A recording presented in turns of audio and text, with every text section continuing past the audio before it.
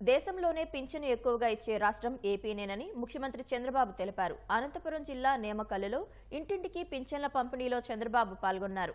వితంతువు రుద్రమ్మ, దివ్యాంగురాలు భాగ్యమ్మ ఇళ్లకు వెళ్లి వారికి స్వయంగా పెన్షన్లు అందించారు. నేరుగా ముఖ్యమంత్రి ఇంటికి వచ్చి పెన్షన్ అందించడంపై లబ్ధిదారులు హర్షం వ్యక్తం చేశారు. అనంతరం ఆంజనేయ స్వామిని చంద్రబాబు దర్శించుకున్నారు. ఆ తర్వాత ప్రజా వేదికలో పాల్గొని ప్రసంగించారు. లబ్ధిదారులకు ఇబ్బంది లేకుండా 3 నెలలకు ఒకసారి కూడా పింఛన్ తీసుకునే సౌకర్యం కల్పించామన్నారు. పింఛన్ల పంపిణీలో పైసా అవినీతి ఉండదని, డబ్బు అందిందో లేదో పింఛను ఇచ్చిన గంటలోగా ఫోన్ చేస్తామన్నారు. ఎస్సీ ఎస్టీలకు ఉచితంగా సోలార్ ప్యానెళ్లు ఇస్తామని ముఖ్యమంత్రి ప్రకటించారు. ఆ రోజు నేను మీకు ఇచ్చిన హామీ పింఛన్లు పెంచుతానని చెప్పాను. పింఛను కూడా ఏప్రిల్ నుంచి ఇస్తానని మీకు హామీ ఇచ్చాను. 4,000 రూపాయలు, 3,000 రూపాయల నుంచి 4,000 రూపాయలు ఒకేసారి పెంచి ఏప్రిల్, మే, జూన్ 3 నెలలకు కూడా ఒకేసారి మీకు పింఛన్లు అందించాను. 64 లక్షల మందికి ఇస్తున్నాం. 5 నెలల్లో మీరు చూస్తే 18,000 కోట్ల రూపాయలు ఈ విధంగా పేదవాళ్ళకి ఇచ్చామంటే నాకు అనిపిస్తుంది నా జీవితం ధన్యమైందని చెప్పి కూడా నేను మీకు తెలియజేస్తున్నా. పేదవాళ్లకు న్యాయం చేశాను కాబట్టి 99 కోట్ల రూపాయలు సంవత్సరానికి ఒక్క పింఛన్ల మీద ఖర్చు పెట్టే ఏకైక ప్రభుత్వం భారతదేశంలో ఎన్డీఏ ప్రభుత్వం, రాష్ట్ర ప్రభుత్వం అని చెప్పి కూడా నేను మీకు తెలియజేస్తున్నా. ఓసారి ఇక్కడ మీరున్నారు, పక్కన కర్ణాటకకి వెళ్తారు. మళ్ళీ 1 నెల మీరు పింఛన్ తీసుకోకపోతే ఆ పింఛను క్యాన్సిల్ అయిపోతుంది.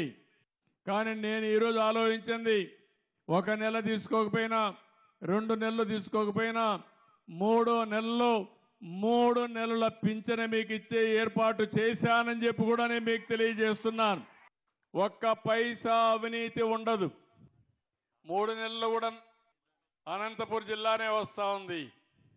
నేను దారిలో వస్తా ఉంటే 2-3 ముసలమ్మలు కనపడిస్తే ఏమమ్మా నీకు పింఛను వస్తుందని అడిగా. ఏం తల్లి ఎంత ఇచ్చారంటే తెలివిగా తల్లి 4 ఏళ్లు చూపించి ఇంత ఇచ్చారయ్యా అనింది. నేను అడిగానప్పుడు ఎవరికైనా డబ్బులు ఇచ్చావా అన్నా. లేదు ఎవరు ఒక పైసా తీసుకోలేదు, నేరుగా మా ఇంటికి వచ్చి ఇచ్చారని చెప్పి ఆ తల్లి చెప్పిందంటే అది నా అభిమతం. అందుకే మీ అందరికీ పింఛన్ తీసుకున్న 1 గంటలో ఫోన్ వస్తుంది. మీకు పింఛన్ ఇచ్చారా లేదా, ఇచ్చుంటే కరెక్ట్గా ఇచ్చారా, ఎవరన్నా లంచం తీసుకున్నారా అని అడిగి 60 లక్షల మందికి పింఛన్లు ఇవ్వడమే కాకుండా సక్రమంగా ఇచ్చారా లేదా నేరుగా తెలుసుకోవడానికి మీకు ఫోన్ చేస్తానని మీ అందరికీ హామీ ఇస్తున్నా. అప్పుడు ఎక్కడన్నా ఎవరైనా ఒక చిన్న కంప్లైంట్ వచ్చినా ఆ ఆఫీసర్ పైన యాక్షన్ తీసుకునే పరిస్థితికి వస్తుంది. ఇదే కాకుండా ఈరోజు నేను ప్రతి ఒక్క దాన్ని అన్ని సేవలు కూడా ఆన్లైన్లో పెట్టిన తర్వాత అన్ని సేవలు మీకు అందిస్తాం.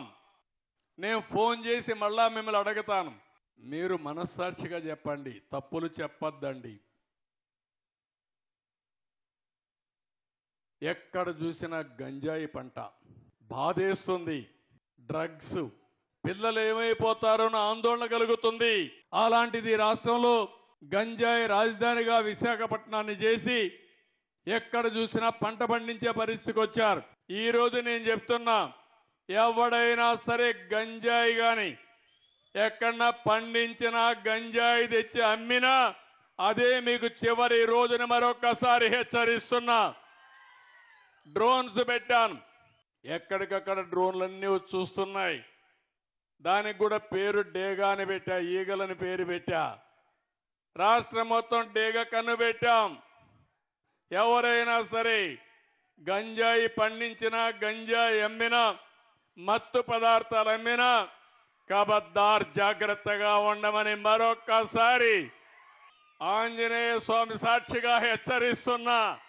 ఈ రాష్ట్రంలో ల్యాండ్ మాఫియా లేకుండా చేస్తాను, శాండ్ మాఫియా లేకుండా చేస్తాం, గంజాయి మాఫియా లేకుండా చేస్తాం. కడాన పేదవాళ్ళకి ఇచ్చే రైసు కూడా, పేదవాళ్ళకి 2 రూపాయలకి ఉచితంగా బియ్యం ఇస్తే ఆ బియ్యాన్ని కూడా రీసైక్లింగ్ చేస్తున్నారు దొంగలు. దాన్ని కూడా మీకు చౌకగా 10 రూపాయలు ఇచ్చేసి 6 రూపాయలు 7 రూపాయలు మీకు ఇచ్చి ఆ బియ్యం తీసుకుపోయి విదేశాలకు అమ్ముకునే పరిస్థితికి వచ్చారు దుర్మార్గులు. నేను అందుకే చెప్తున్నా, ఎవరైతే రీసైక్లింగ్ చేస్తున్నారో మిమ్మల్ని కూడా హెచ్చరిస్తున్నా, వదిలిపెట్టం జాగ్రత్తగా ఉండమని హెచ్చరిస్తున్నానని చెప్పి కూడా నేను మీకు తెలియజేస్తున్నా. ఎక్కడ చూసినా మాఫియాల రాజ్యంగా తయారైపోయింది, దోపిడీ రాజ్యంగా ముందుకు పోయారు. ఇవన్నీ ప్రక్షాళన చేయడానికి కొంత సమయం పడతా ఉంది. గ్రామాలు కానీ టౌన్లో కానీ ఇంటింటికి ట్యాప్ ద్వారా సురక్షితమైన మంచినీళ్ళు ఇచ్చే బాధ్యత ఈ ప్రభుత్వం తీసుకుంటాం. ఇంకో పక్క ఇంటింటికి కరెంట్ ఇవ్వడం, టాయిలెట్లు పెట్టడం. ఇంకొక విషయం కూడా మిమ్మల్ని అందరినీ కోరుతున్నాం.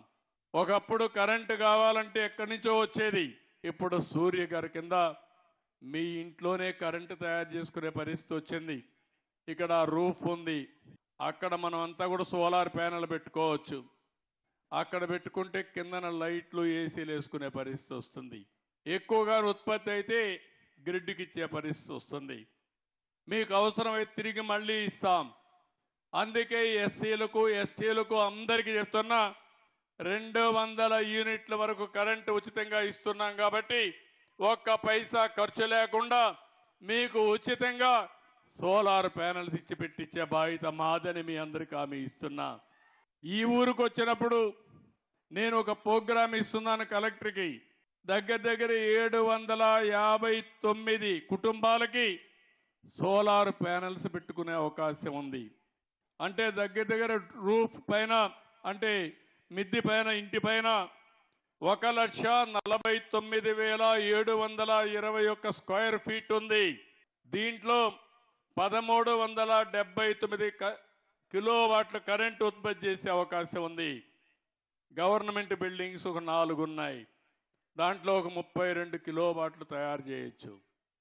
మీరందరూ ఒప్పుకుంటే భవిష్యత్తులో కరెంటు బిల్లు లేకుండా మీ కరెంటు మీరే ఉత్పత్తి చేసుకునే విధంగా నేమకల్లో చేసే బాధ్యత మాదని మీ అందరికీ హామీ ఇస్తున్నా. దీనికి సబ్సిడీ ఇస్తాం. డబ్బులుండే వాళ్ళు కొంతమంది అప్పు తెచ్చుకోండి, లేకుంటే ఒక ఏదైతే రెస్కో కింద ఒక ఆర్గనైజేషన్ బిల్డప్ చేస్తాం. కలెక్టర్కి ఆదేశాలు ఇస్తున్నా, రేపటి నుంచి ఆ పని ప్రారంభిస్తారు. ఇంటింటికి మీరు ఎవరైతే ఇంట్రెస్ట్ ఉంటుందో వాళ్ళందరూ ముందుకు రండి.